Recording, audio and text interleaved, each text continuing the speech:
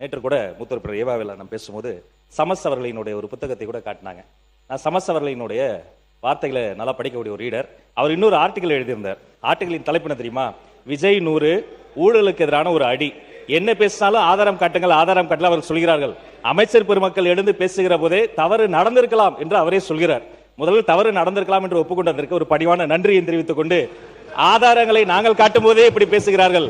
மாண்புமிகு முதலமைச்சர் ஆதாரங்களை வைத்திருக்கிறார், அவர் ஒருவேளை எடுத்து காட்டிவிட்டார் என்று சொன்னால் அவர்கள் நிலைமை நினைத்து பார்த்தேன். கொஞ்சம் கவலையாகத்தான் இருக்கிறது.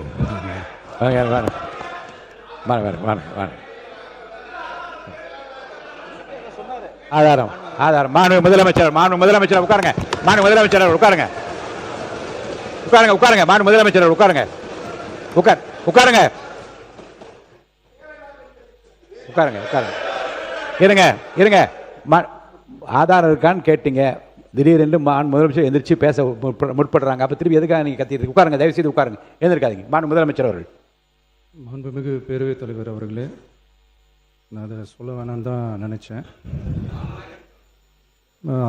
ஆதாரம்னு கேட்குறாங்க. ஒரு 1 வீக் பேக் மாண்புமிகு நிதி அமைச்சர் பேசும்போது ஒரு 3 டிபார்ட்மெண்ட்லேருந்து ரிவ்யூ பண்ணி அந்த ஃபைல்ஸ்லாம் என் டேபிளில் இருக்குன்னு சொன்னார். அது ஏதோ போகிற போக்கில் அவர் சொல்லலை. உண்மையிலேயே என் டேபிளில் இருக்கு. அத்தனையும் ப்ரூஃபோடு இருக்கு. ஓப்பன் பண்ண வச்சிடாதீங்க. எப்போ ஓப்பன் பண்ணணுமோ அப்போ கரெக்டாக எல்லாமே ஓப்பன் ஆகும். மாண்புமிகு இந்து அறநிலையத்துறை அமைச்சர் அவர்கள். மாண்புமிகு பேரவைத் தலைவர் அவர்களே, நம்முடைய மதிப்பிற்குரிய அண்ணன்கள் எல்லாருமே பேசுங்க பேசுங்கன்றாங்க.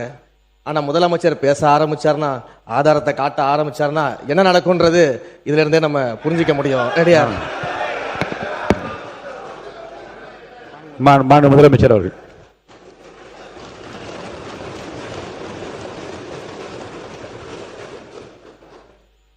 மாண்புமிகு பேரவைத் தலைவர் அவர்களே, மக்கள்கிட்ட எப்போ பேசணும், என்ன பேசணும், எப்படி பேசணும் எல்லாம் பேசிட்டு தான் அன்பா ஆசையா எங்க எல்லாரையும் கொண்டாந்து உட்கார வச்சிருக்கிறாங்க.